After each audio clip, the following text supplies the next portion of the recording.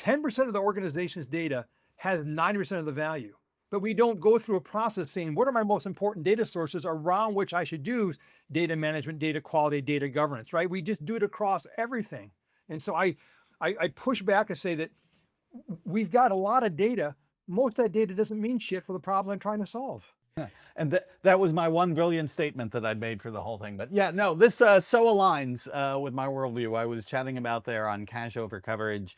Yeah, the peanut butter approach is a huge problem, certainly in the world of Martech. Sounds like in the Yeah. world of data more broadly. Yeah, Yeah. and I was about to switch over to you, Scott, about since you were showing interest on the on Bill's arguments. So where do you see, for example, like if we look at marketing, and I come from marketing as well.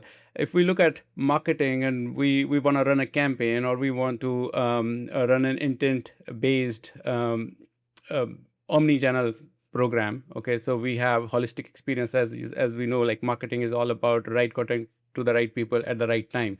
And now with AI, we want to do it at scale, and we can and are able to target like hundreds of thousands of customer B2B in accounts as well at the same time in a more personalized fashion. And Scott, from technology perspective, where do you see the technology gap here to scale using AI to bring those results if data is not ready?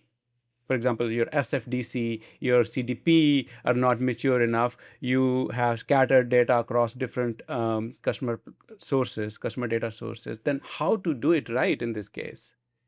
Yeah, well, I mean, you certainly put your finger on, the Achilles heel, and it's a big one of AI, which is, yeah, without the right data, it's not useful. It's exactly what Bill was saying here, like, great cosmic power, itty bitty living space, like it's just hard, to actually get outcomes from this if you aren't feeding the right data. And perennial challenge that we've had, certainly in marketing since, the beginning of forever is, yeah, the data is generally either not there or it's in a bad place. But I want to come back to what Bill said here, because I think the question becomes like, okay, that's the problem. We've all been stating that is the problem for, forever. The question is like, okay, well, how do you solve that? And I think that's taking the lens of like, okay, well, what are the most important things from a business customer perspective to solve? In that State of Martech report that we published last month, we basically put forth this thing. There's 3 questions you should ask anyone in marketing ops, Martech. It's go and ask them, who are your most important customers? What are they buying from you?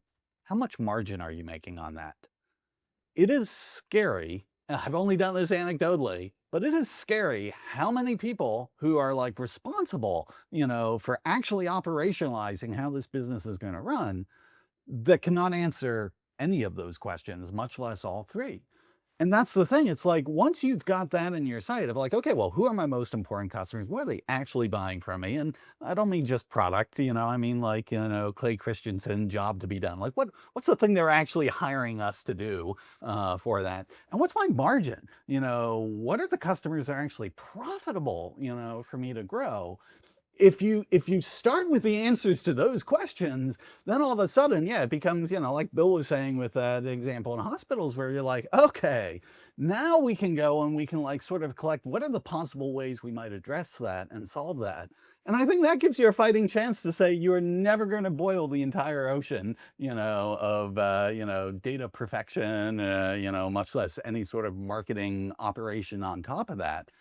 But I think you do have a real fighting chance to like go after a subset of them, the one that are actually going to move the needle for your business.